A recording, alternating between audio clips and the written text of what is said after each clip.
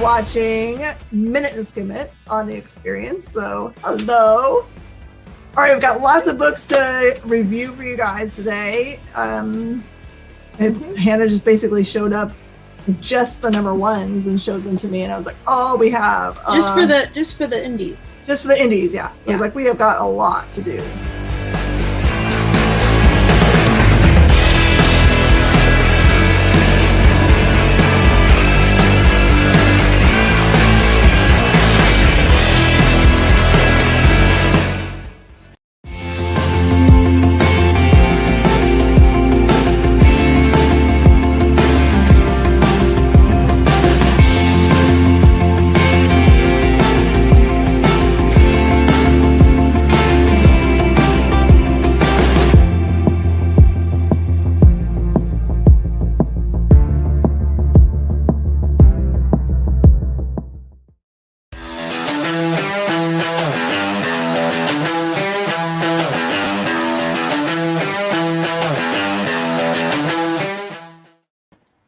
What's up, the internet? It's me, it's Kyle. Welcome into In Stores this week. That's over yonder is the Dan Wick line. And in the comments, hello, Jeff Gill. Hello, Jeff. We're here to tell you about books that are in stores this week. But first, Dan, how was your weekend? It was good. I actually got to go to a costume party. It was for a kid's birthday, but all the adults were in costume too, and we hung out and had a good time. I saw a lot of people in costume where I was too. You were at a convention. Kind of. I was at a festival. Ah. Do you want a little taste of what my weekend was? Sure. Here we go.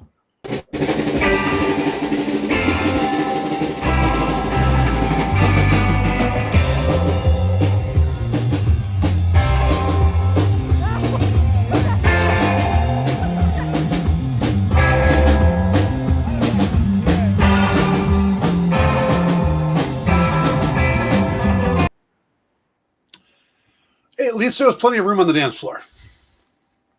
That band, that was a band called the Embalmers. That was them playing Wipeout. And that was Edgar Allan Poe dancing to Wipeout with a go-go dancer. I did notice Mr. Poe. By the way, Richard says, Kyle! Ship, you were supposed to come to Baltimore this past weekend. You can make it up to me by coming to New York this coming weekend. But, no, I was at the International Edgar Allan Poe Festival. Really fun weekend. Really cool kind of tribute to Poe the writer and Poe the concept. Poe's a concept now? Well, yeah, because he keeps showing up in movies and stuff as himself. True, he was in Altered Carbon. Right. It was yeah, it's Poe has become this kind of arbiter of things macabre. And while he was that as a writer, the concept of him as a person has taken on that 10 or 2. So, I mean, there were guys there showing you how to make coffins in the 1860s. And offering to, if you needed, to drive a spike through your loved ones' heads to make sure they're dead. So it was kind of a poetic weekend. Potato. Yes. Yes, it was great. I thought for sure you were about to play that other video, the other little clip. But You mean this? No. I mean this. That's the one. See, that's Kyle on the dance floor at the Poe convention. No, so Kyle, one of the things we got to do was go to a fancy party called the Black Cat Ball. Kyle, after having run their stream all day of their live event, goes to the Black Cat Ball, has a dinner. Richard says we're frozen. Richard, you're frozen. But anyhow, had a nice dinner, was watching people dance, and fell asleep in the booth right next to the subwoofer. So there was no dancing, but there was napping. Yeah. I was just thinking we ought to do a Monty Python night where we come on and we start the show and we just talk without actually saying words. Don't put it on mute. Just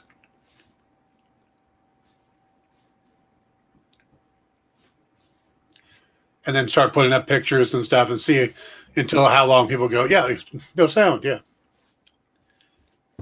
Then we can go, it was an unparrot, and just be done. Mm-hmm. But let us actually digress from our general tomfoolery to talking about new books that are out this week.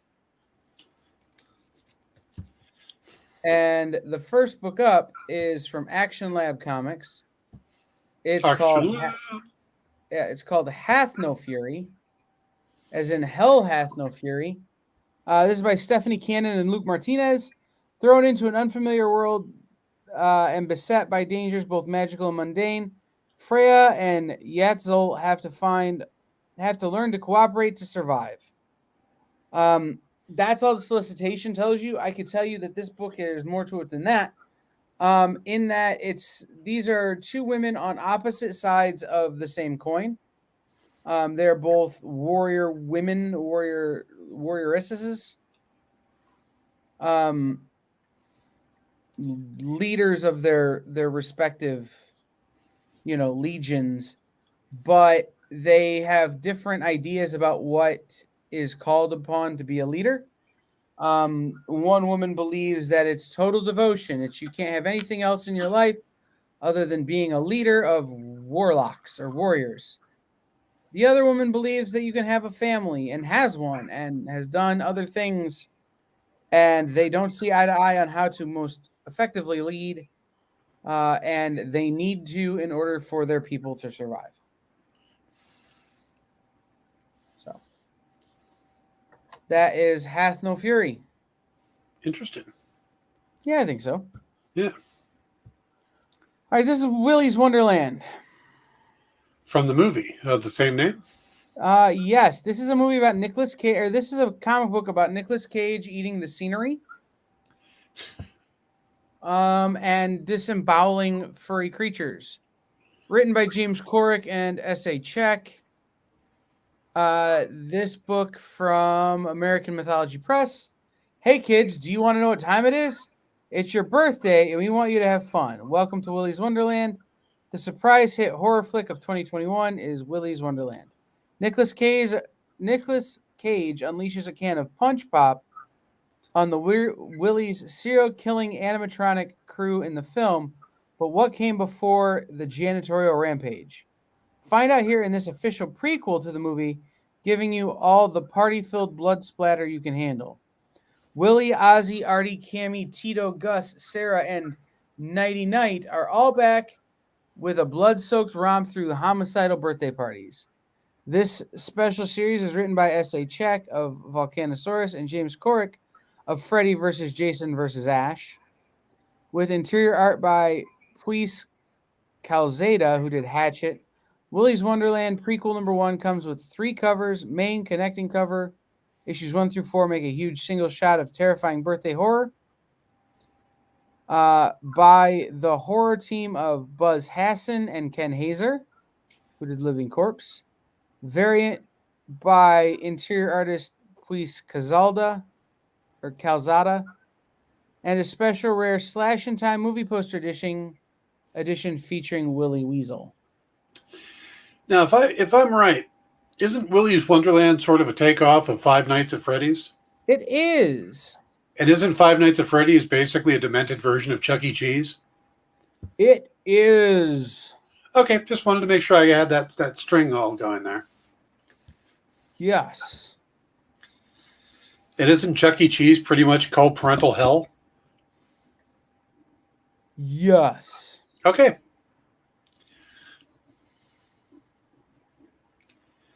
So the odds are that with Nicolas Cage, yes. Yeah, I don't even know how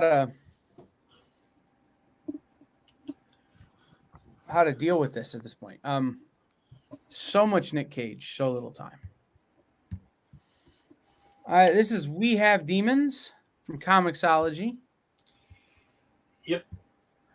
This is Scott Snyder and Gray. I got it listed in here somewhere, don't I? It's Greg Capullo. Greg Capullo. The conflict between good and evil is about to come to a head when a teenage hero embarks on a journey that unveils a secret society, monsters, and mayhem.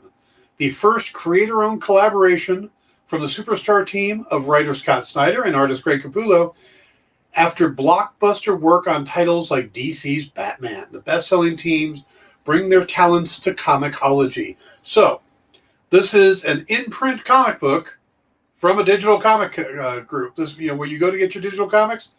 This is an original book from them by Scott Snyder and Greg Capullo, who just kicked ass on Batman for a really long time. So, And it's Capullo inked by Jonathan Glapion, who is one of my favorite colorists on Capullo's art, or my favorite inkers on Capullo's art. Yeah. No, Dave McCraig is the colorist. He's the inker. Inker is Jonathan Glapion. Yes. Did I say? I didn't mean that. I meant inker. Yeah, you said your favorite color is on. It's like Inker, my favorite inker. Kyle's a little tired tonight. So. I haven't slept much. This looks like it's going to be an interesting book, and it's Scott Snyder getting to do some creator-owned stuff.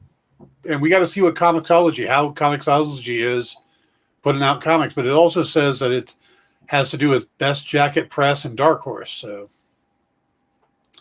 I'm not sure what their relationship all is, but we get comics out of it, so that's cool. Right, we'll take it. Yep. All right, this is the Silver Coin trade paperback, now volume 1. Guys, this is a book I talked about over and over and over and over and over and over and over again.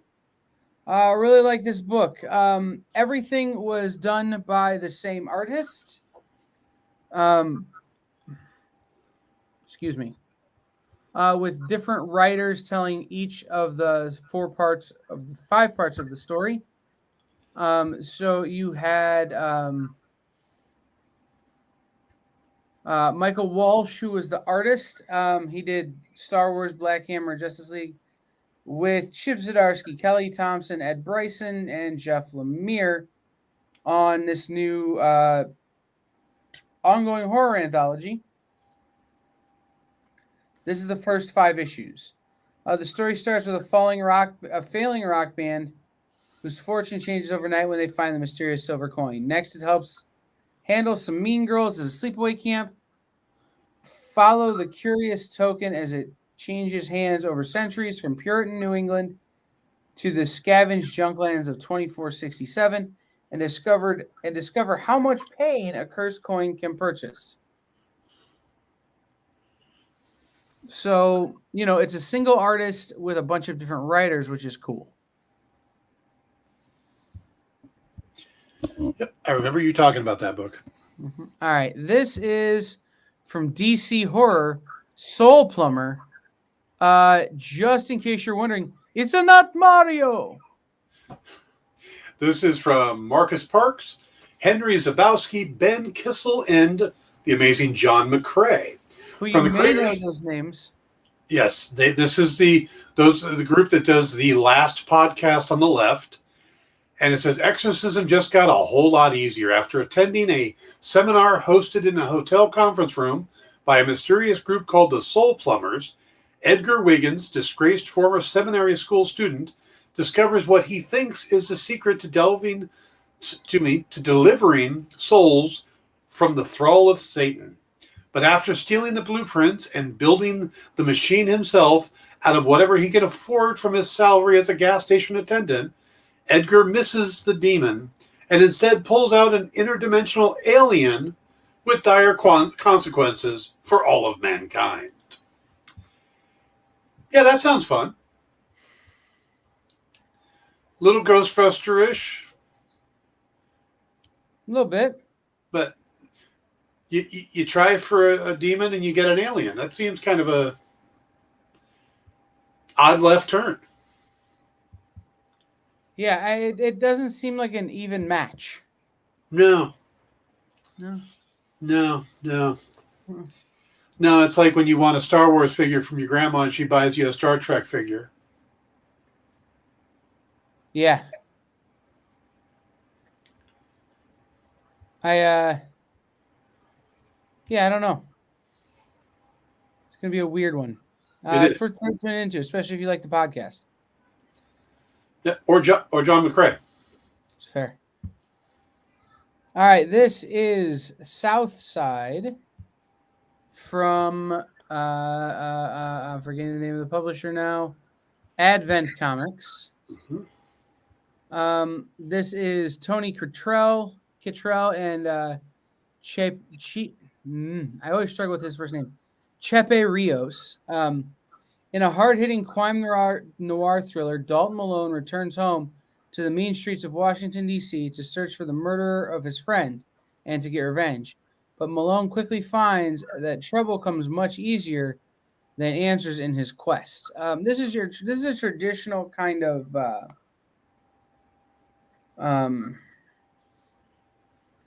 vigilante revenge story, but it takes place in that kind of DC, Virginia, Maryland sort of backdrop. So if you've ever watched any of the which show was that? Homicide, NCIS, Life on the Street. NCIS. You know, the Okay. first one, the original with Mark Harmon. Yeah. That kind of region. Yeah. Technically not the first one since that's a spinoff of Jag. Is it really? Yep. Those characters started on Jag and spun off into NCIS.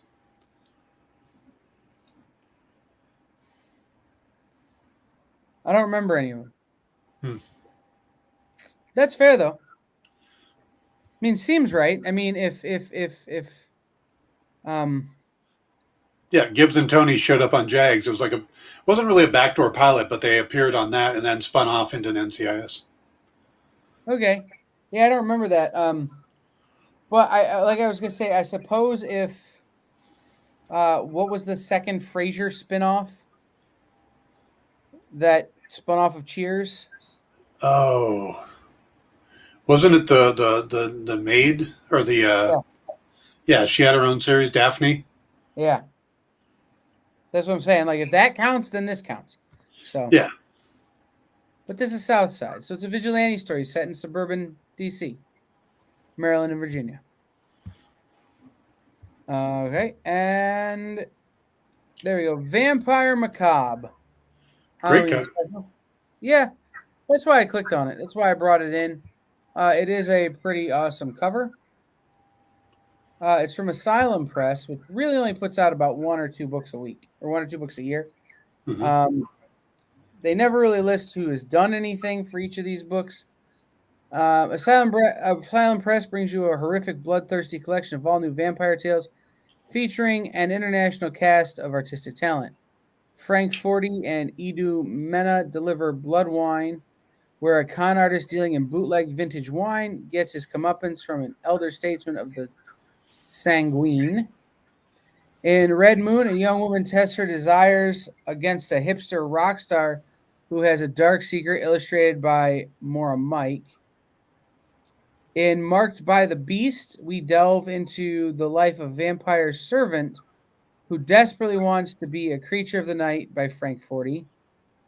And lastly, we introduce Nosferatica, a vampire queen whose lust for blood and the sins of the flesh knows no bounds, a must for all vampire fans.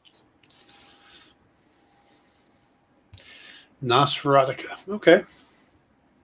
Yeah, I mean, every year around this time, you start to get some of these books that are just kind of, I don't want to use the word horror porn, because that's not what this is, Yes, I know what you mean. but it's spooky for the sake of spooky, sexy for the sake of spooky. You know, Sexy for the sake of spooky. That's a neat one. you know, it's oh, we're gonna put vampires with giant cleavage in them, just for the sake of telling an otherwise spooky story in a way that will sell more books. And there's nothing wrong with that. I mean, it's the same reason the Zenoscope swimsuit specials do well. It's you know, hey, if it ain't broke, don't fix it. This is just the Halloween version of that. Yeah. All right. Speaking of Zenoscope, Ah, yes, we have a Van Helsing coming out for October. What are the odds, right? Right. Is Van Helsing Beast of Exmoor.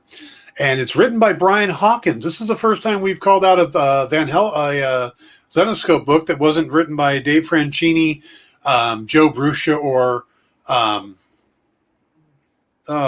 can't think of the. He's going to get mad at me, or the third guy. In moorlands across the field of Exmoor in the United Kingdom, a beast of once thought lore has resurfaced and is wreaking havoc on local denizens. That's a good word. The Royal Marines have been called to dispatch the ravaging cryptid, but even the highly trained soldiers are no match for the elusive and ferocious beast, which leaves one Lyselle Van Helsing, a very legend herself, vampire slayer and monster hunter, the only hope left to capture the beast of Exmoor and bring an end to the carnage.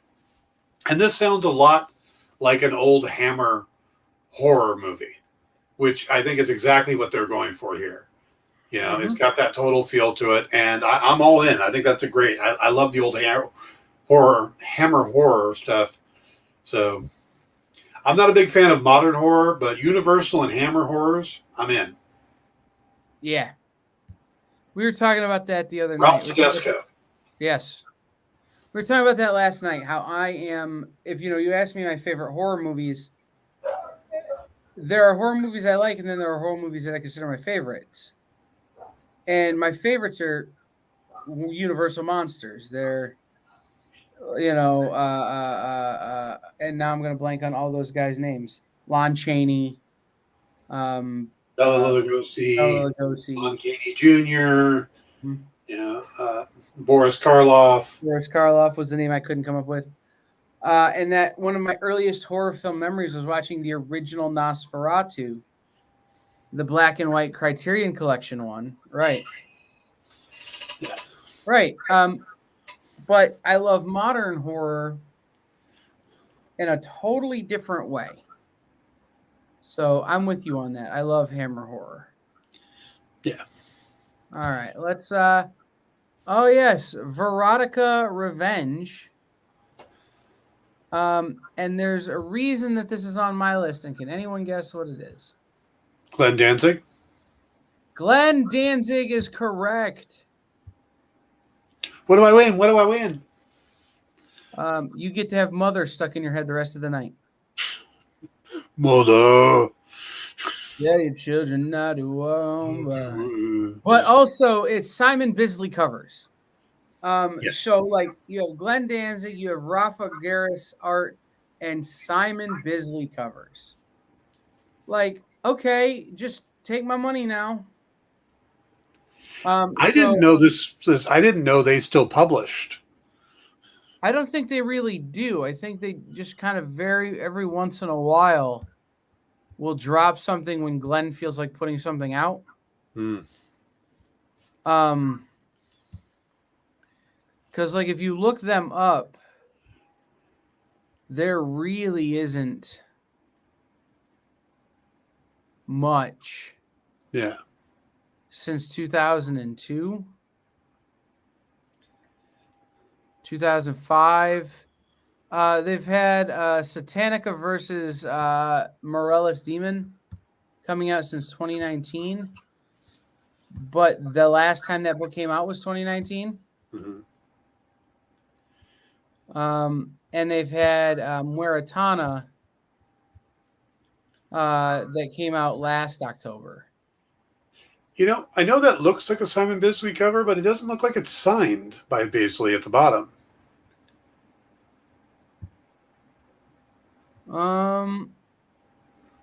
Yeah, it says Biz.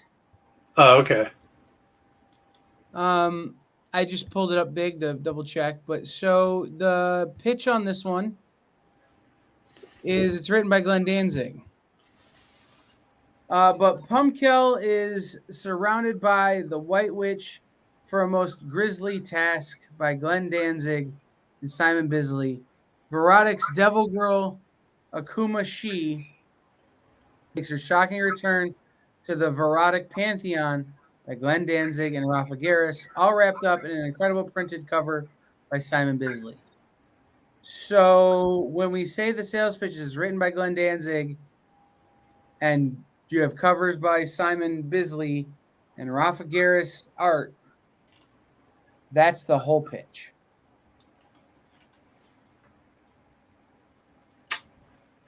Makes sense. What's your favorite Misfits song, Dan? Oh God, they're a band that I like listening to, but I don't think I could name any of their songs. If you, like I said, That's fair. it's like naming a Rush song. You know, The answer to that question is Red Barchetta, but still. I was thinking Limelight, but yeah. Well, everybody picks a hit. It takes a real Rush fan to pick a B-side. Everybody picks Red Barchetta. Nobody picks Red Barchetta. Everybody picks Red Barchetta. Seriously, everybody picks Red Barchetta. A lot of people pick Red Barchetta for sure. But no, it's I coming back yesterday. We're coming through the wilds of Pennsylvania, and Trees comes on. And I'm like, this is like perfect. But also this is like too much. All right. The next book we have this week is A Righteous Thirst for Vengeance from Image Comics. I picked this one, well, besides it being a number one and being Rick Remender, does that not look like Benedict Wong on the cover? I was going to say it looks like a couple of comic book artists I know. Okay. But yes, it does look like Benedict Wong now that you say it. It looks more like him than the other people I was thinking. And also, it's got that new naming thing where it's like a sentence. You know, A Righteous Thirst for Vengeance, number one. It's like The Last House on the Left, or The Nice House by the Lake, or You Promised Me Something or Other, you know. This is Rick Remender and Andre Araujo, a new ongoing crime series from writer of Deadly Class. When an unassuming man stumbles upon a dark web contract assassin's vicious plot to kill an innocent target, he turns himself into one. The professional meets road to perdition in this story of a family's unlikely guardian being hunted by rich and powerful men who are used to getting away with everything. Join New York Times bestselling writer Rick Remender and Andre Araujo from Generation Gone for a uniquely atmospheric murder mystery with sudden bouts of brutal violence. Well, at least, I mean, right there, they're going to tell you, yeah, there's going to be some violence. Yeah. Yeah. I like this book. I like this concept. I even like this naming convention. I'm not a huge fan of the big, long names. I like what Top Cow does, where they tend to give you one word, you know? Oh, I like one-word titles too. Like, but if I what I don't like is what's an example, like a mid-range, Justice League of America Europe. Give me a full sentence: A righteous thirst for vengeance, something is killing the children, The Last House on the Lake. Or give me one word like death. I like how much Rick Remender has gotten so established as a writer that I think a lot of people forget that he actually started off as an inker. Yeah. Kind of like in the same vein that Jimmy Palmiotti has. Mm-hmm. Speaking of Jimmy, I see him in a couple of days. I'm very excited. Cool. Get him on my show.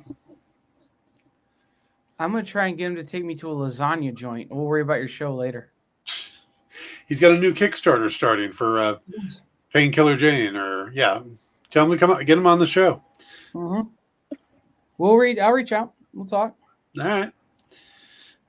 All right. Then we'll go to break after this. This is Rick and Morty presents Snuffles Goes to War. I almost had that one on my list, but that's your list. It is on my list. I am not a fan of Rick and Morty. Blasphemy.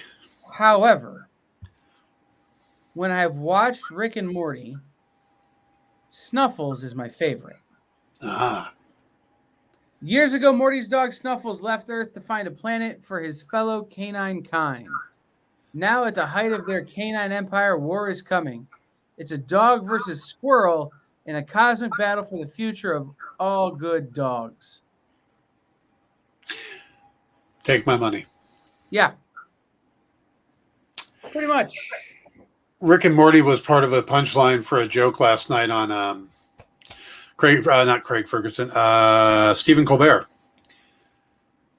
He was talking about the fact that a lot of animals are getting high because people leave their edibles around. And he was talking about how horrible it would be to be a vet and have to take care of a dog that's high, because it's like, Bob, can you take the cat in Forest C that swallowed or that has a urinary tract infection? I have to take Mr. Snuffles here and watch some more Rick and Morty and help him get through this. That's very funny. Yeah. Also, Craig Ferguson, good reference. I miss Craig Ferguson. Officially, I'm a huge I miss Craig Ferguson. Shame. Believe it or not, so I got, and I'll tell a little personal story here. I know we're flying through books and we're a little late for break. I'll tell a personal story. I got sober November 15th, 2014. So it'd be 7 years this November. Nice. The book I read just prior to that was Craig Ferguson's American on Purpose. I was working nights at a radio station, and I needed something to do to occupy my brain as I dealt with a number of personal issues that had led me to a not great place. So I read The 5 People You Meet in Heaven, trying to find something inspirational, and found that to be absolutely boring and mind-numbing. And I love Mitch Albom. I've met him many times as a person, especially working in sports in the Detroit area, but the book wasn't doing it. So I switched to Craig Ferguson's American on Purpose because I watched Craigie Ferg every night. And that book was the book that helped me get sober. So now every year, about the beginning of October, middle of October, I start reading it again and listening to the audiobook. So I started listening to the audiobook on my drive home from Baltimore last night, and I have it for my plane rides the next couple of days on my way to the audiobook? Does Craig do the audiobook? Does Craig do the book? Yeah. Oh, yeah. And he's great. I mean, it starts off with him at the correspondence dinner. Uh-huh.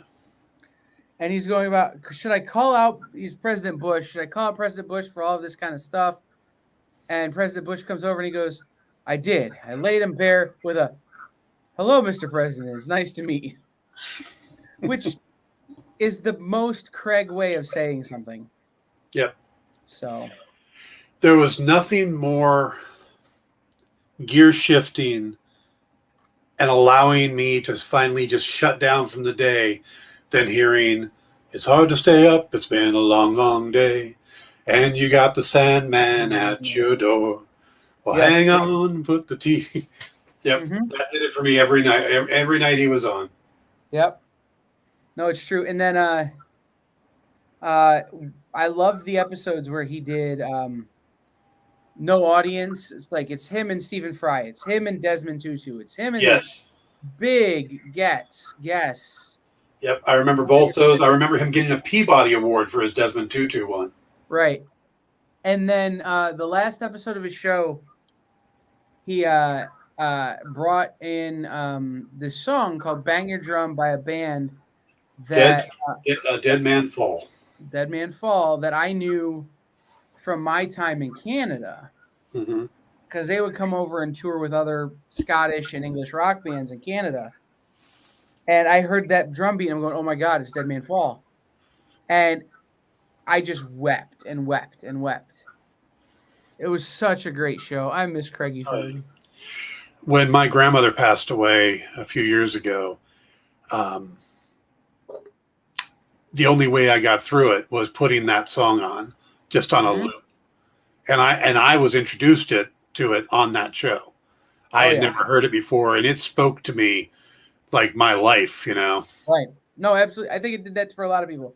And I think Craig Ferguson did that for a lot of people. Yeah. And if Craig didn't, Jeff certainly did. Yeah. Rest in peace, Grant Imahara. Yep.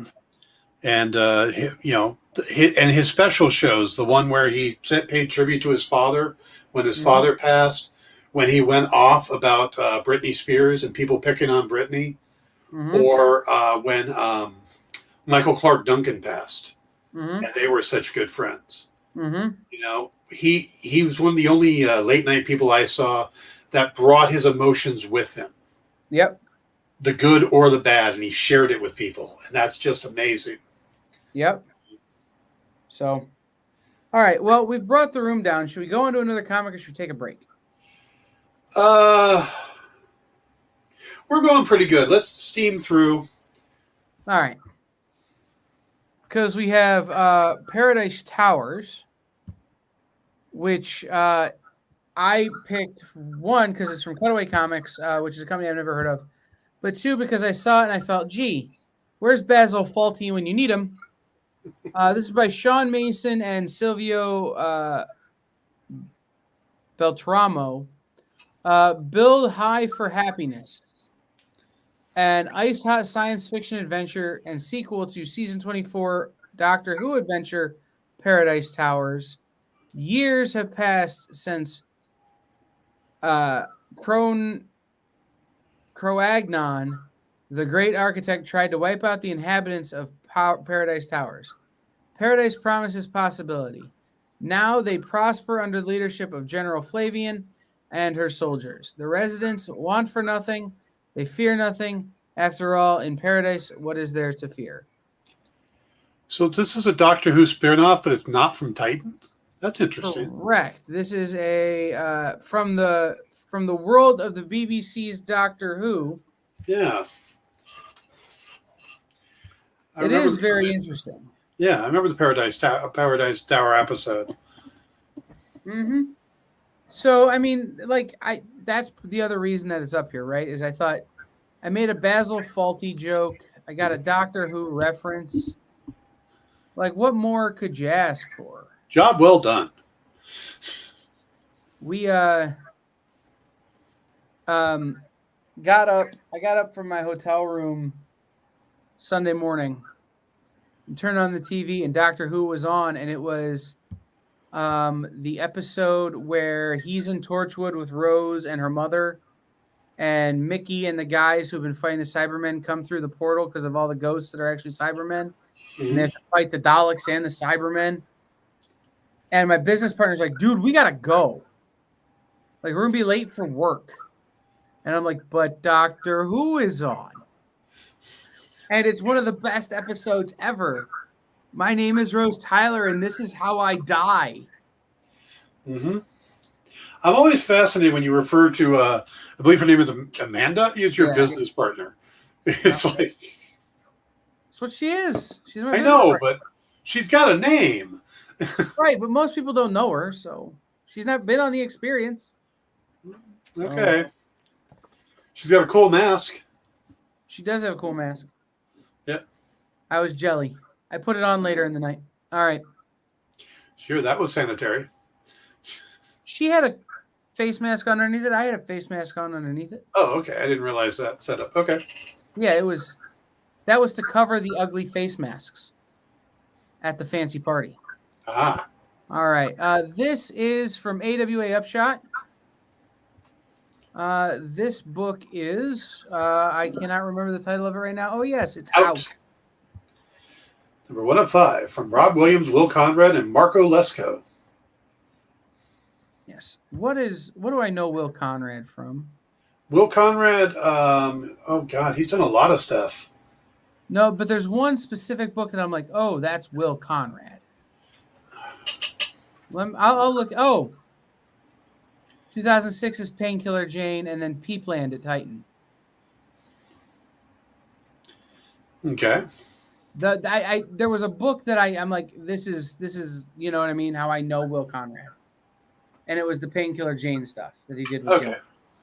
Yeah. In the waning days of World War II, the Allies advancing with the Allies advancing, a desperate Nazi officer unearths an ancient force of evil that he hopes to turn the tide of battle. A vampire.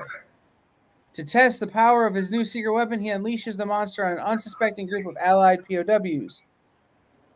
It's up to Nakona, a Comanche language expert, to communicate with the vampire and find out what it really wants. Interesting. Yeah, we've had Nazi zombies. Now we're gonna have Nazi vampires. Yes, but I like the Comanche twist, Yeah, the code kind talker of got a twist. wind talker kind of feel. Yeah. Yeah, that's pretty cool. I think so.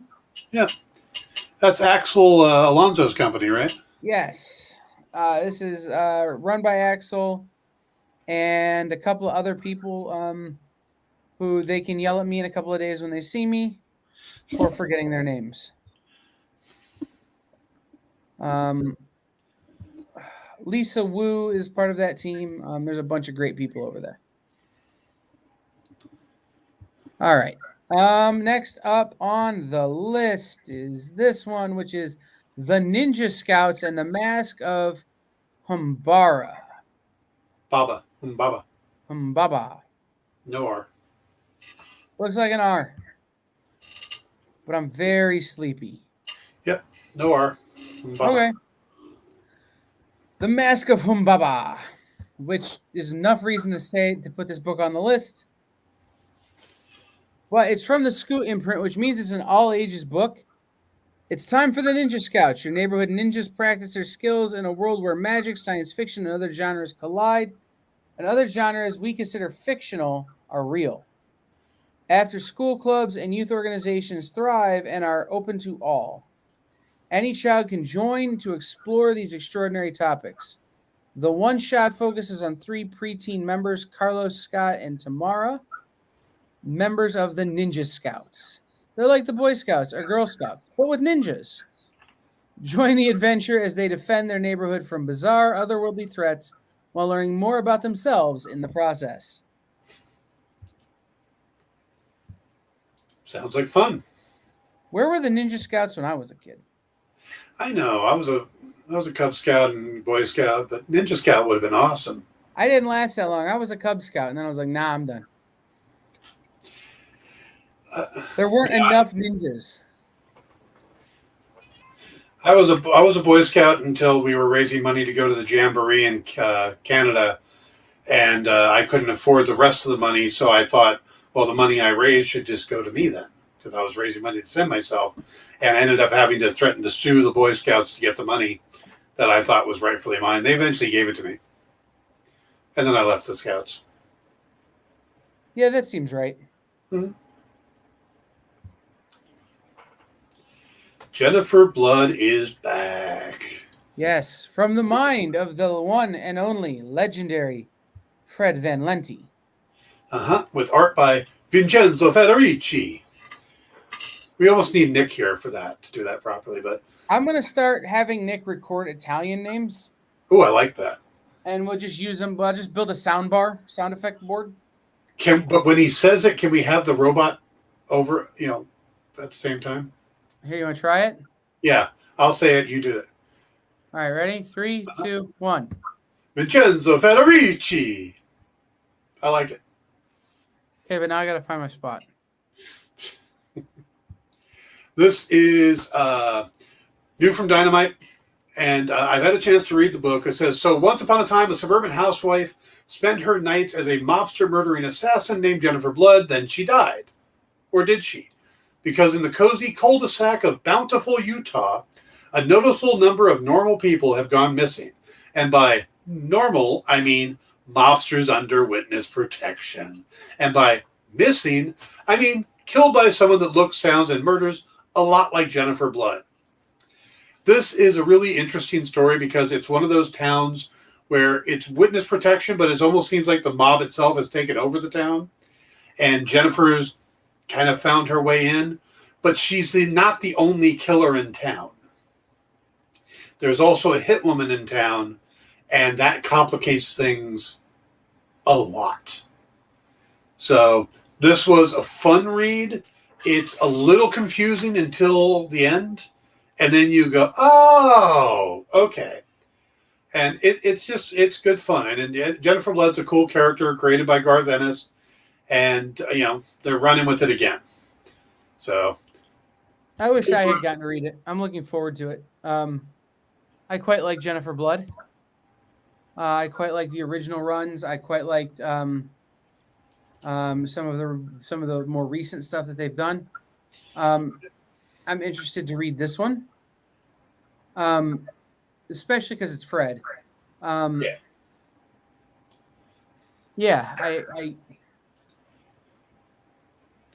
when you say it's Fred, it makes me think of the guy from the B-52s. Everybody is Jennifer Blood!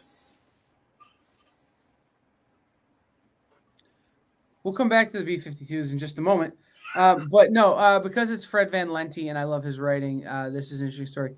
The one thing, there's no cosplay variant.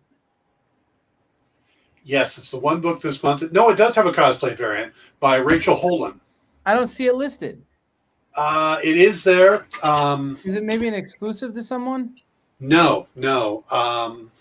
Give me a second and I will... Because this regular cover, the Lucio Perillo cover, almost looks like a cosplay cover. Yeah, no, there is an actual cosplay cover. Oh, I just found it. Yeah, it's Rachel Holden, right?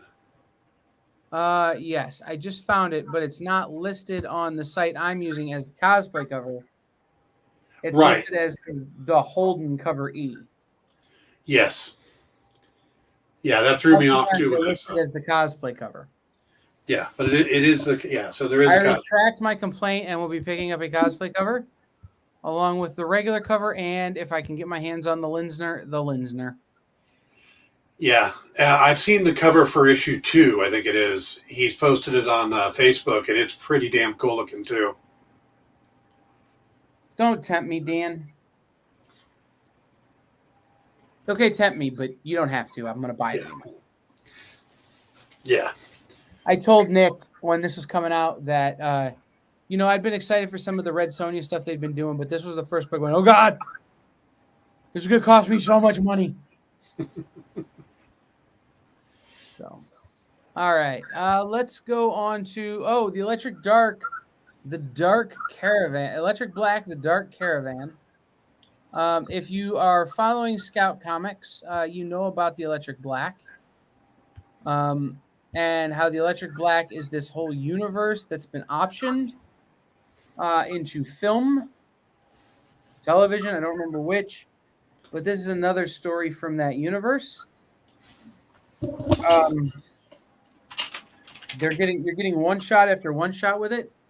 While my notes load here, they appear to be frozen. Yay. Electric Black is in development as an adult cartoon TV series with Starburn Industries. There you go. So Starburns Industries, as you recall, is a guy named, I'm going to forget his name, but he was Alex on Community, a.k.a. Starburns. And he's in with Dan Harmon's production development team. Is it Dan Fogel? No.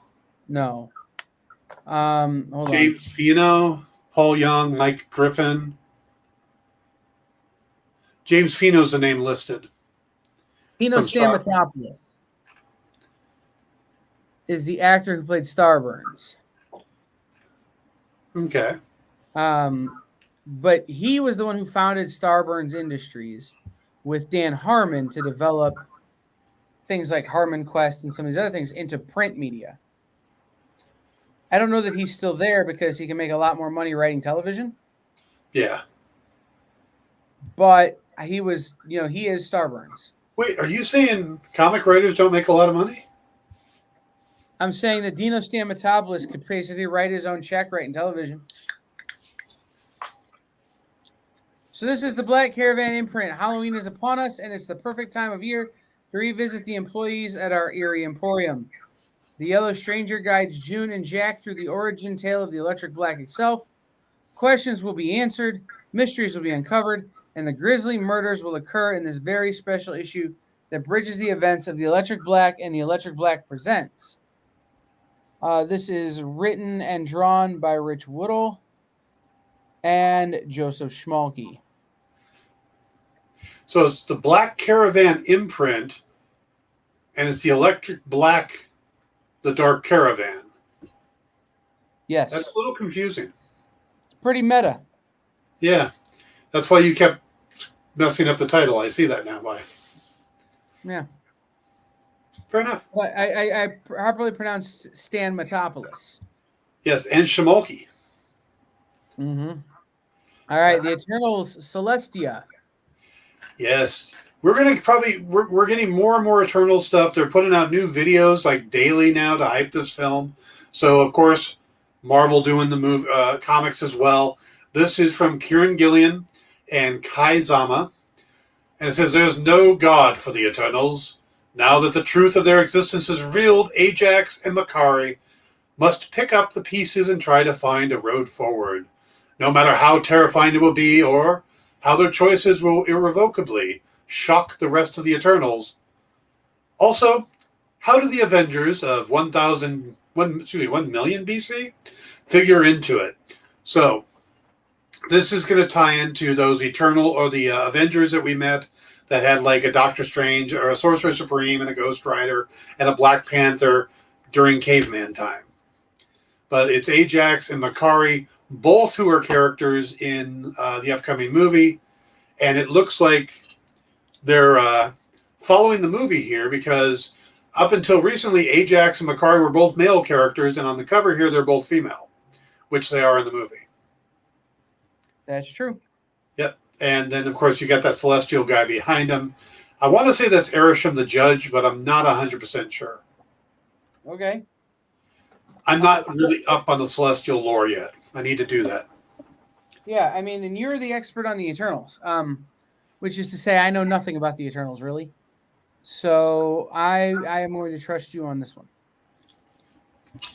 But I'll be interested to read some of these books, especially this one by Kieran Gillen.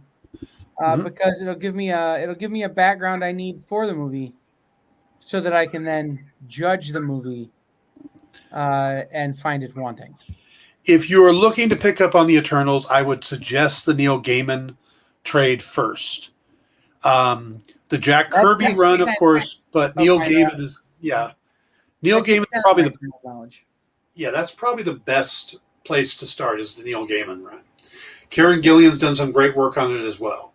And there's a lot of good series out right now, including the one that ties into Thanos. And, they're kind of separating the characters to give them a little more spotlight right now. So Ajax and Makari is here. Icarus is in another one. So it's a good time to like Eternals. This is Headless #1 from Scout Comics. And this is by Alexander Branchita and Robert Ahmad. Headless is back. Great, I didn't know it went away. But cursed to live forever as the Headless Horseman, a suicidal young man named Chris must join up with dark forces to rescue his brother Rick from the pits of hell. I don't know Headless per se, but it's an interesting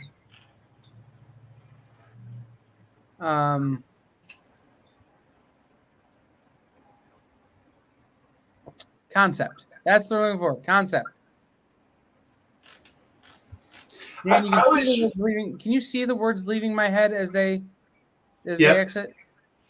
Yeah, it is an interesting concept. I've actually written a Headless Horseman series once for Zenescope, so I'm kind of fond of the character. So I like the idea of them playing with it and modernizing it.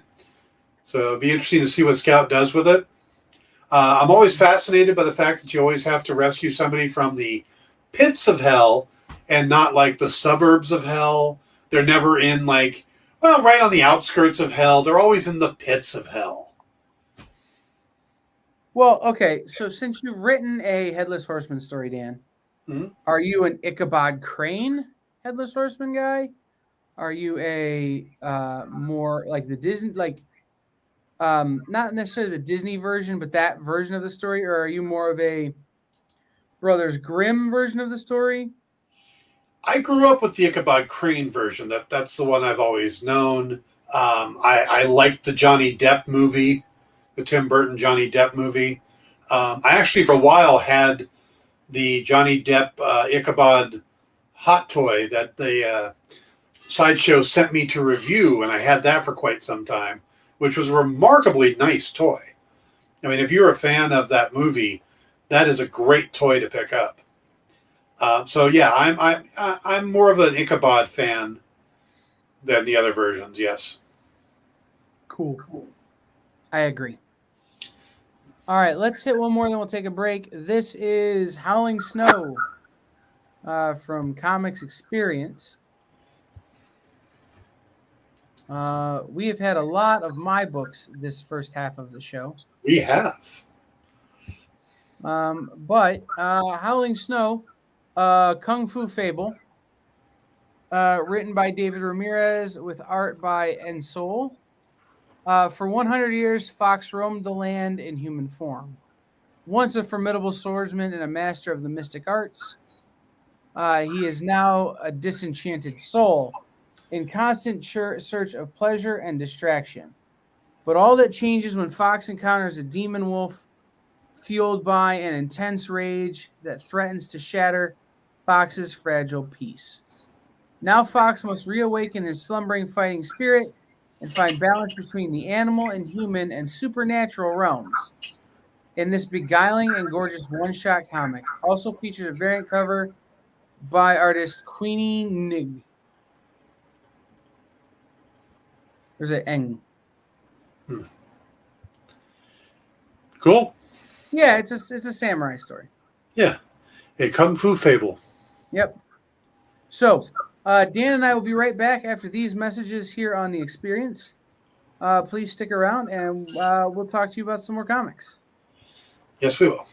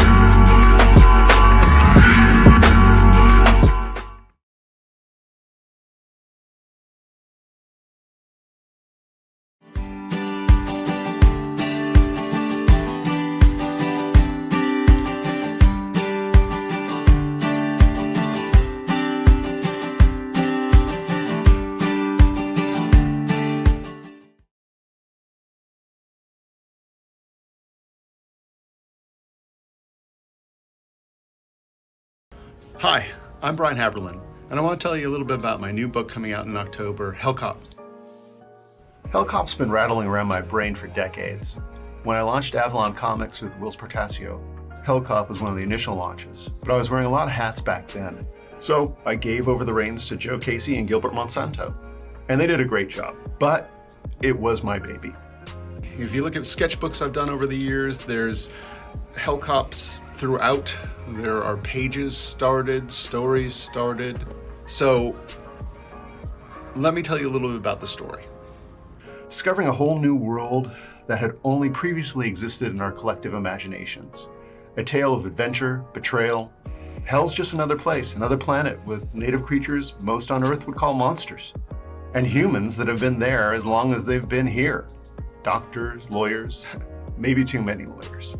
Please join me in October for the release of Hellcop and the Hellcop 3D Halloween special. Hey, I want to say thanks for watching, and I really hope you can go and ask your retailer to pick up Hellcop for October. There's going to be a 3D version with 3D glasses and the whole 9 yards, and the regular version, of course, too, with some pretty fun covers. Thank you for your attention, your support, as always, and hope you guys have a great day.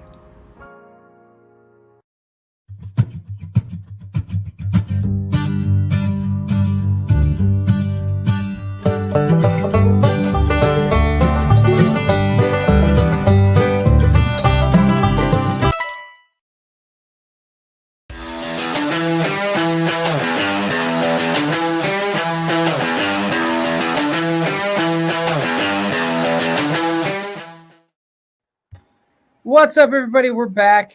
I'm Kyle. That's I'm Dave. Dan. This is in stores this week. Earlier, Dan was the Steely one, but fewer people than I would have liked got that reference. So, what are you gonna do? Yeah, it's a sad day. Yes. But then again, the entire world almost shut down yesterday because Facebook wasn't working. The amount of time that would have been my day had I been working. I should really mute that. There we go. Had I been working, would have been large. Yep. So. All right, let's go back to the books, and we'll start with Intrusion from Heavy Metal. This is a one-shot from Ethan Sachs and Marco Lorenzina. After being cast out of Canada, the Laguerre family is trying to build a new life in cursed Louisiana swamp in 1766. They fight to defend their homestead, even if that puts them on a collision course with a creature that dwells in the bayou. This 36-page horror comic from creators Ethan Sachs and Marco Lorenzina. Lorenzina or Lorenzana? I love when they have the name different between the solicitation and the listing. Makes use of the flipbook format in an innovative way to tell the story through the eyes of both the human and the monster. So what you get with this book is pretty straightforward. You get the same story as a flipbook, but when you read it one way, you're reading it from the point of view of the humans. From the other way is from the point of view of the monster. So I really like that concept. I know Kyle's not a big fan of flip books. He doesn't like them. It confuses him. So he's probably going to be upset by this. But this is a nice little horror story to pick up if you're looking for something different and self-contained. Plus, you get the gimmick of the two versions of the same story. I like the idea of two versions of the same story. Do two books. Intrusion, extrusion, intrusion, whatever, repulsion, whatever you want to call it. Tell the same story twice, but do it differently. But here you get it for the price of one book. I understand, but I'd rather have two books that don't confuse me. But it's Heavy Metal and it's Ethan Sachs, so that's a win. Yeah. What else we got there, Kyle? All right. We have Dirtbag Rapture from Oni Press. I don't do a lot of Oni, but this is interesting. This is Christopher Sabella and Kendall Good. And it says, she's stoned, she's selfish, she's all that stands between us and the end of the world. Where do you go when you die? Kat, a stoner with a flexible moral code, can answer that. And the answer is not very far. Unfortunately for Kat's peace of mind, a near-death experience has left her with the ability to see and hear ghosts, as well as take them into her mindscape so she can bring them to locations of their choosing, essentially playing transporter to the deceased. But when Kat discovers she's the key to a demonic plan to screw up the whole world, she's forced to take an active role in the battle between good and evil. And she's not thrilled about it. She doesn't want to. She's a stoner. It just seems like such a real, kind of a fun little book to read, Right. It's who are you gonna call? This girl who's overdosed a few times, but now has special abilities. Yep. Yeah, she's sitting there with her stuff, her drinks, her chips. The story, the part of the story that interests me is maybe not so much in the solicitation, but it's something I know. Is that ghosts in this world are stuck where they die. And she has the ability to take them with her places. Mm-hmm. So they want to travel back to their families. They want to see where they're whatever. And so she does that in exchange for information she can use to make money. Blackmail, robbery, whatever she can do to, put a little bread in her pocket Mhm. She takes advantage of the fact that these ghosts, what do they got to lose at this point? So it really is an interesting story about. It really has an interesting B story. I think it probably is about use of information and what what would you do if you had these abilities, and how can you harness them for good/evil. Yep. So Seems like a cool concept to me. And I also like the logo. yeah, I honestly thought at first that this was a spin-off of the original Dirtbag comic, and it's not. Hmm. But that's good because it gives you a different perspective and a different look. So Yep. all right, this is Defenders. Yeah, this one has been really interesting to me. You know, last episode we got to meet Galactus's mom. Here, Al Ewing and Javier Rodriguez.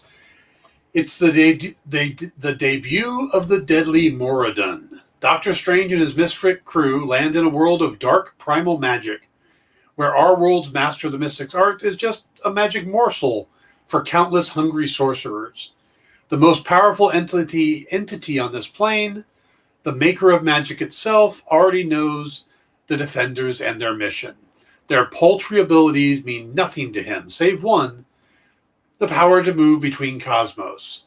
All of existence lies vulnerable as the Defenders find themselves outmatched. This is such a weird team and a weird series. And it's like Owl's just doing these huge concept ideas on a monthly basis. Yeah, it's just very different.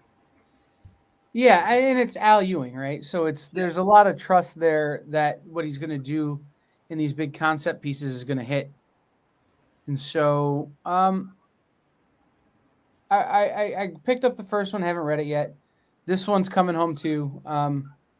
The first, I'll give this book 5 or 6 issues before I make a determination. Yeah. But it's interesting to me that the Defenders really seem to be something that would fit directly into the MCU without any real problem. And that maybe they should. Yeah. Well, after Multiverse of Madness, you never know where they're going to go next. It's true. Yeah.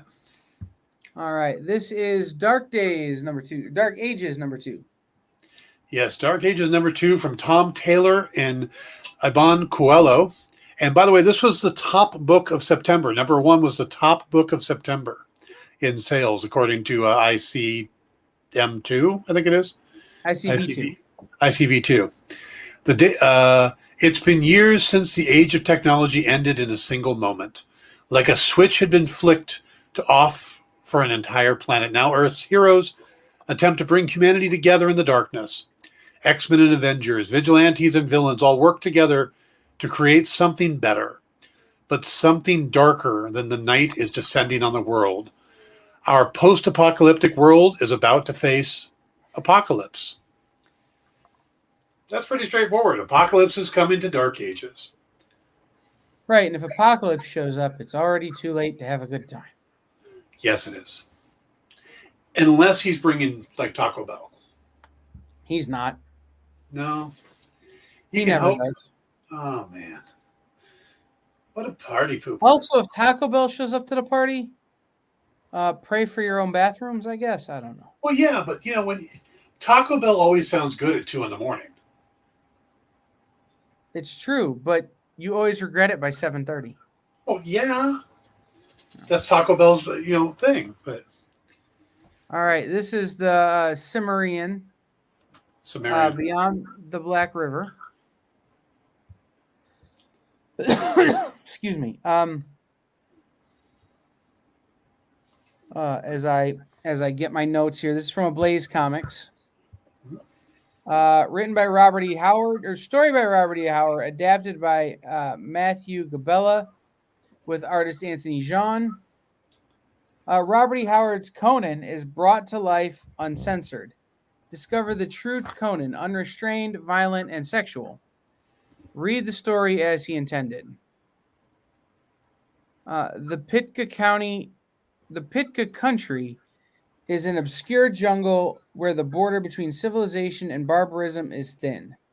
Only one thing symbolizes it, the Black River, which is claimed that no white man was able to cross and come back alive. None except Conan. It is in the heart of this green hell that the... How do you say that, Dan? I don't have the listing for that one. Cimmerian? Cimmerian, yeah. Conan the Cimmerian? Yeah. Yeah. Meets Balthus, a young voluntary peasant whom he saves at the last minute from the clutches of the fierce Pictish warriors. Together they will try to lend a hand to the colonists who have established themselves here on these hostile lands, in the last bastion of civilization. With a dozen men, they will have to find the powerful sorcerer Zogar Zag before he succeeds in uniting the clans and initiating his bloody invasion. I don't understand the rights issue, how this works. How Marvel has Conan, and I guess they can do new stories, but Ablaze has the rights to the original stories, but they can't use the name Conan on the cover. Or it just seems kind of weird to me that they can list this as a Cimmerian, but they can't say Conan. Yeah, I don't know either, but some of this licensings and rights holdings, especially when a book gets as old as Conan is. Mm-hmm. You see this a lot with the ERB stuff, the Edgar Rice Burroughs stuff. Yeah. That it just... somebody grabs it and runs with it, and they have the rights to do so, but somebody else is also running with the ball, and their rights are slightly different, and yet there's a third party whose rights are slightly different. So, it's an interesting way, but you still get great stories out of it. Yeah. So, all right. We're going to go from sword and sorcery to the polar opposite of that. What do we have here? I added this to my pull list earlier today. They say Conan in the story. Right. Yeah, these are adapting the Robert E. Howard stories of Conan, but they just can't it doesn't seem like they can put the name Conan on the cover or call it a Conan comic book. Right. Okay. It's like how DC can put out Shazam comic books, but they can't call him Captain Marvel on the cover, but they can call him Captain Marvel in the comic. Right. Such a weird contract. Okay. The next book up is the opposite of this. Chicken Devil.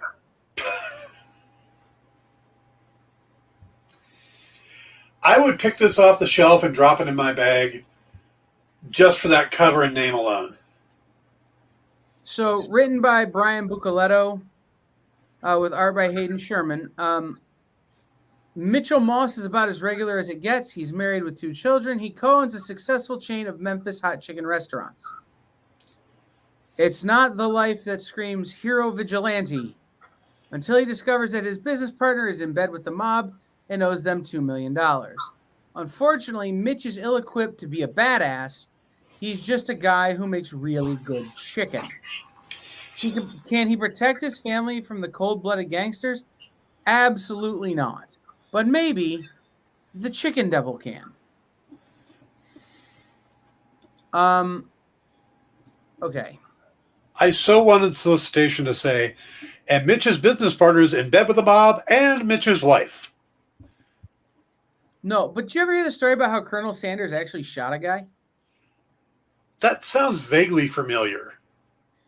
So there was Colonel Sanders, Harlan Sanders, before he was named himself a Kentucky colonel, owned like a gas station with a chicken shack kind of attached to it, right? Mm-hmm. He was making his chicken, somebody else was pumping the gas. It was kind of a thing. There was another one competing down the road that was doing a similar thing. They painted on Harlan's sign or something, and he went down to call them out by painting on their sign. Well, they came to get him. They came to burn down his place, and he was there with a shotgun, shot both dudes. Like defended his store. Finger licking dead. Right. This is if Colonel Sanders wasn't so much a redneck, but was up against the mob. So this guy, basically, you find out in issue 1, and I'm going to spoiler it a little, that his business partner's moving some drugs out the back of the store in chicken boxes for the mob, and is in deep to them. And the mob is angry and are coming for the restaurants and everyone associated with them. So this guy, who is terrified, by the way, of what he has to do, dresses up in the chicken suit, gets himself a gun, and takes matters into his own hands. Why does he dress up in the chicken suit? It's the mascot of the restaurant. But why would he put it on? To disguise himself? Oh, okay. Yeah, the Chicken Devil. There's also a variant coming. It's not out this week because it's delayed for the printer, with a Punch-Out chicken mask. Much like Bunny Mask from Aftershock a few weeks ago. Nice. I love that cover. Mm-hmm. Chamber of Terror. This is another book from Advent Comics, right? And we first came across Advent a couple weeks ago because they were trying to do some superhero stuff that I'm like, hey, anybody trying to do superhero stuff in this world deserves a mention and a notice. This is again by Tony Cottrell, Gary Goldstein, and Zapakti JL. I don't know how to say that. I don't know if that's... Anyhow, in this creepy Halloween special, 2 chillingly frightening tales are told within the dark corners of the Advent universe. In Dark Pathways, evil comes to a small Midwestern town, and in Jinn, a malevolent entity seeks freedom at any cost. Again, these guys seem to be trying to do a little bit Valiant, a little bit rock and roll. I could see that. Marvel, a little bit rock and roll. Mm-hmm. Just trying to do some stories, man, and they deserve some credit for that. Absolutely. Yeah. So that's why I keep bringing their books up.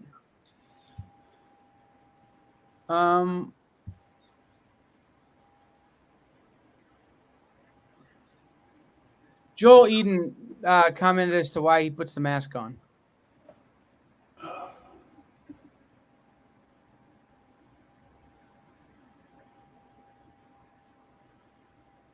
Okay. I think we're done. Thanks. Good night, everybody. I think that broke us, guys. No, we drove past Roanoke, Virginia, the way to go to Roanoke, Virginia. And my friend goes, we should go to Roanoke. And I go, no, I'm never going to Roanoke. And they go, why? I go, because everything will disappear. All right. Billy the Kid. We talked about it a couple weeks ago on Jen's show. We'll talk about it again now. This is from Blue Juice Comics. Written by Justin Gray with art by Barry McLean. The Wild West has never been wilder, introducing Billy the Kid, featuring a gunslinging rabbit seeking revenge against the tornado god that killed his family. Why was this sickly, skinny rabbit spared such a gruesome fate? What makes him so special? With the help of Luther the Goat, a profanity-spewing martial arts master, Billy relies on faith, magical firearms, and kung fu to wage war against the pagan gods and monsters of a bygone era. Co-created by Ringo Award-winning writer Justin Gray and artist Barry McLean Jr. Digital paints by Salmet Mugiono. That is such a cool cover. Mm-hmm. I really like that a lot. And it's, it's Tombstone with rabbits. Yeah. So. That is cool. All right. Next up. Bell. Yes, Bell gets to play with the Headless Horseman.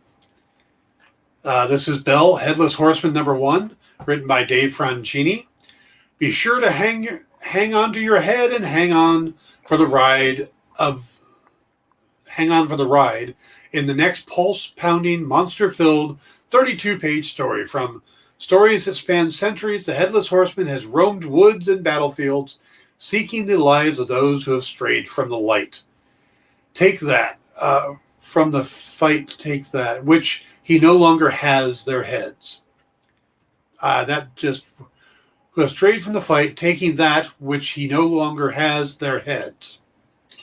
As some legends are made, others are born, and Annabelle Belle DeMarco happened to be so lucky.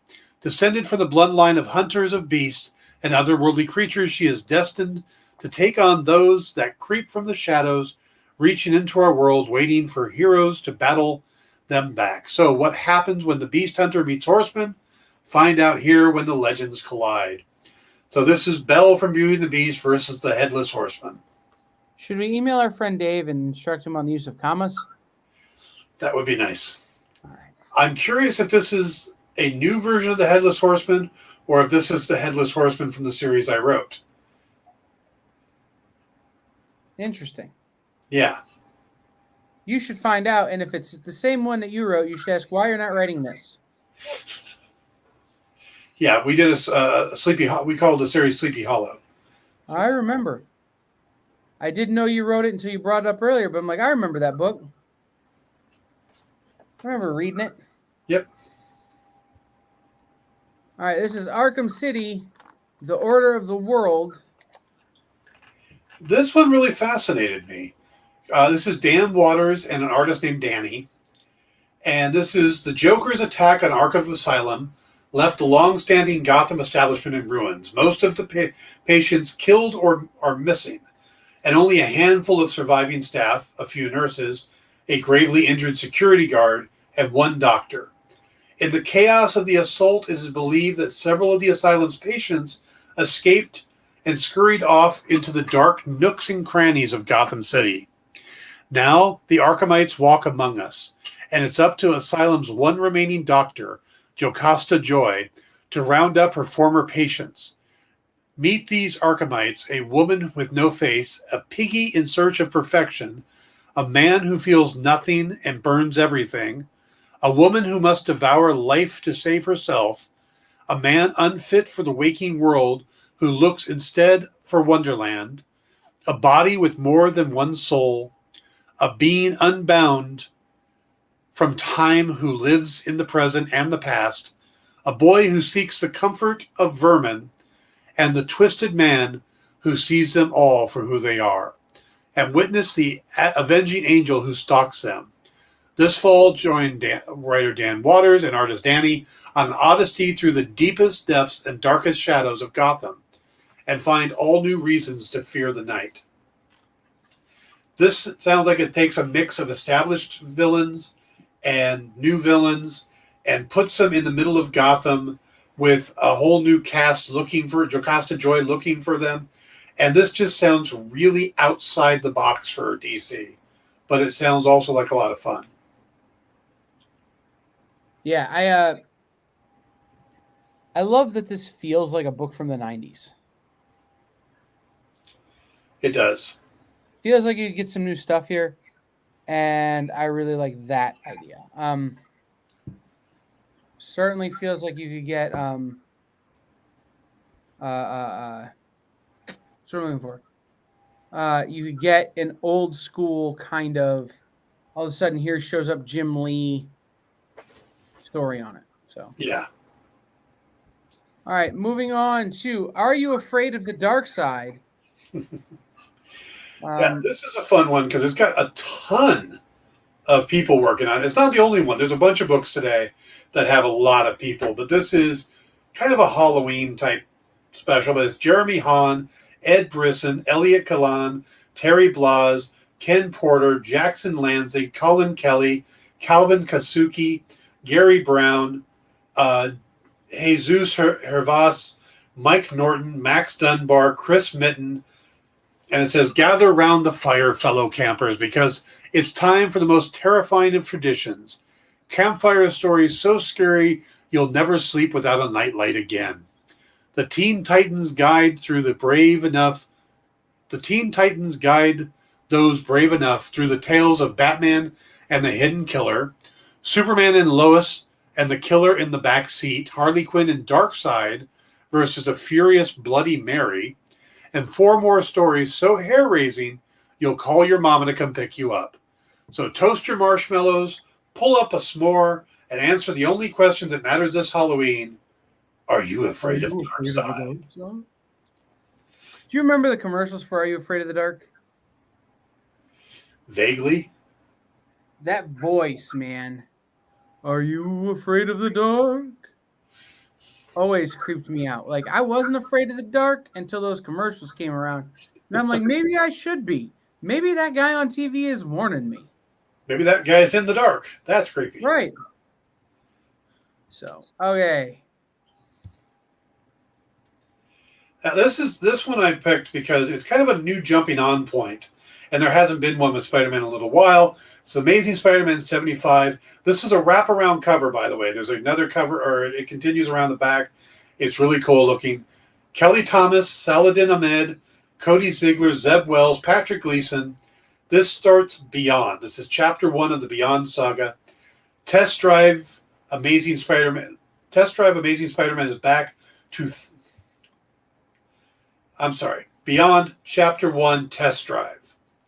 Amazing Spider-Man is back to thrice monthly, so 3 times a month, because this story is pure jet fuel. Ben Reilly has returned to New York City and has fully taken back the mantle of Spider-Man. But what does this mean for Peter Parker? The greatest team of web writers has come together with the most epic arachnid artist ever assembled to bring you a spider story that will shake up Spider-Man's 59th year in ways you cannot predict. So, yeah, we get Ben Reilly back in the spider suit. I believe that's Peter Parker on the front and Ben Reilly on the back cover if we had the full wraparound. Like I said, Beyond's this new storyline. Zeb Wells, Patrick Gleason. It's a new jumping on point, but I do love that cover. I love the inking on that cover. It just really pops. The thick outlines on Spider-Man really makes him come forward from the background. I like that a lot. And it feels almost, the look of it almost feels like an all ages way they would draw Spider-Man. And the fact that Beyond has its own logo is interesting. Yeah, there's a lot here to be interested in, and there's a lot here to pay attention to if you're an arachnophobe. Isn't that also a new Spider-Man logo? I don't remember that one. It's similar to the former Ben Reilly Spider-Man logos and the Miles Morales Spider-Man logos. Okay.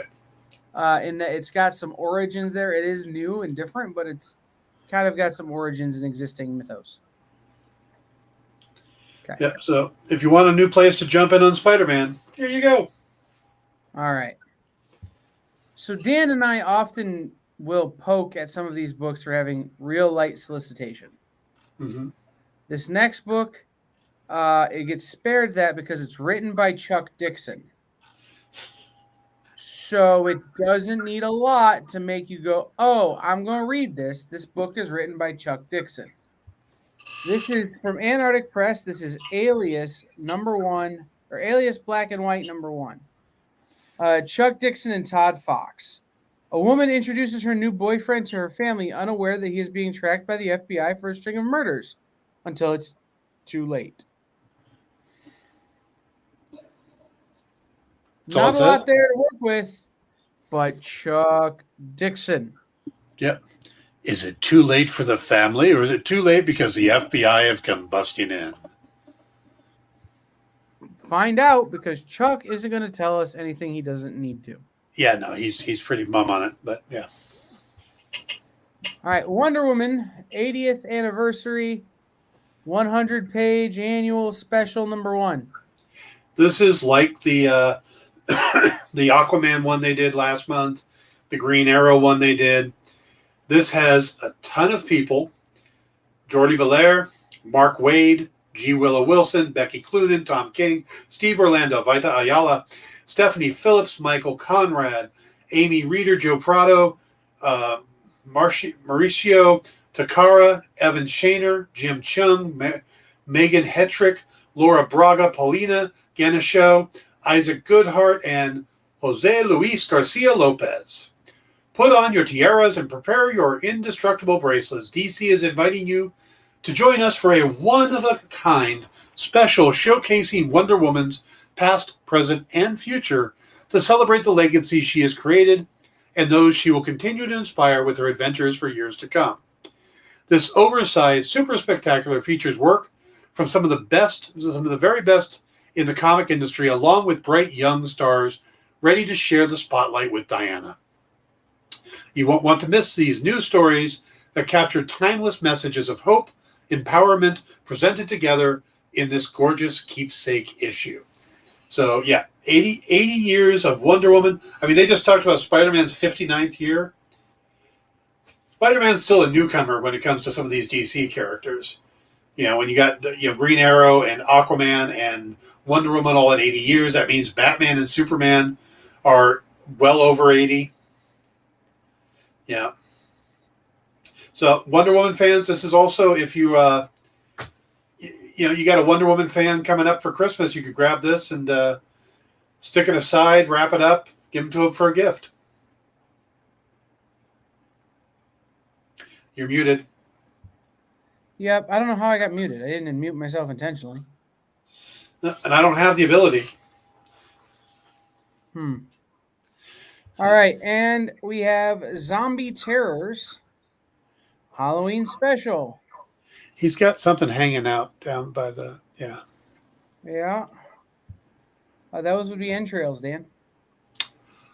Happy entrails to you until we meet again. Happy entrails. All right. Asylum Press brings you a giant flesh-rotting collection of all new zombie tales featuring an international cast of artistic talent.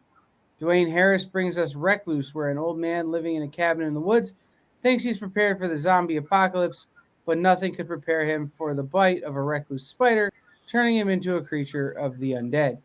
Timothy E. Bacon delivers Zombie Panic, a post-nuclear future. A man tries to evade a horde of the Walking Dead, but they may not be as dead as they seem. Abomination Dead is written and illustrated by Frank Forti. Brian Quinn, who you may know from The Impractical Jokers, writes and draws a zombie tale of feudal Japan entitled Kawaii, an amazing horrific collection for the Halloween reader. All right. Dan, did we miss anything from your list? No, sir. We got all of them. And we got everything from my list. So, 34 books. All 34 books between our two lists. I want to thank you guys for tuning in and watching. I want to warn you, stay tuned. Dan has some shows coming up this week. Tell them what those are, Dan.